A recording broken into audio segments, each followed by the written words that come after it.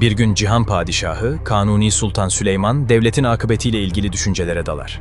Döneminde dünyanın en güçlü devletlerinden biri olan Osmanlı Devleti, acaba hep böyle güçlü kalacak mıdır? Yoksa günün birinde Osmanoğulları da inişe geçer, çökmeye yüz tutar mı diye derin derin düşünmeye başlar. Bu gibi soruları çoğu zaman dönemin meşhur alimlerinden Yahya Efendi'ye sorduğundan, bunu da yine ona sormaya niyet eder ve bir mektup kaleme alır. Mektupta, "Sen ilahi sırlara vakıfsın, bizi de aydınlat. Bir devlet hangi halde çöker? Osmanoğullarının akıbeti nasıl olur? Bu devlet bir gün izmihale uğrar mı?" diye yazmaktadır. Özene bezene, güzel bir hatla yazdığı mektubu Yahya Efendi'ye gönderir. Mektubu okuyan Yahya Efendi, bir süre düşündükten sonra kalemi kağıdı alıp çok kısa bir cevap yazar ve mektubu getiren görevliye teslim eder. Yahya Efendi'nin yazdığı mektubu okumak için eline alan Kanuni Sultan Süleyman, kısacık cevap karşısında şaşırır. Yahya Efendi'nin yanıtında sadece "Neme lazım be sultanım" yazmaktadır.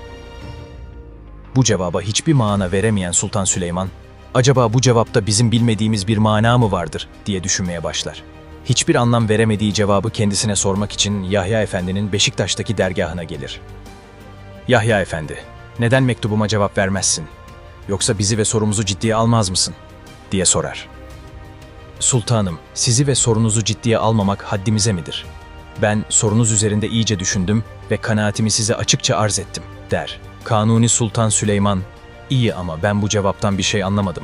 Sadece 'Neme lazım be sultanım' demişsiniz. Sanki beni böyle işlere karıştırma," der gibi. Yahya Efendi ne demek istediğini açık seçik anlatmaya başlar.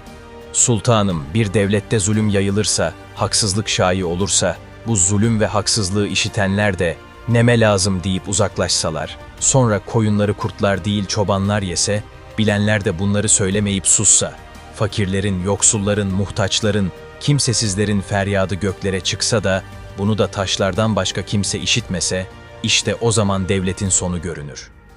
Böyle durumlardan sonra devletin hazinesi boşalır, halkın itimat ve hürmeti sarsılır. Asayişe itaat hissi gider, halka hürmet duygusu yok olur. Çöküş ve yıkılma da böylece kaçınılmaz olur," der. Bunları dinlerken ağlayan Kanuni Sultan Süleyman söyleneni başını sallayarak tasdik eder.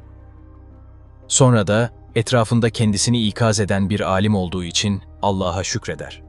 Yahya Efendi'ye ise bu tür ikazları kendisine sürekli vermesini tembih ettikten sonra oradan ayrılır.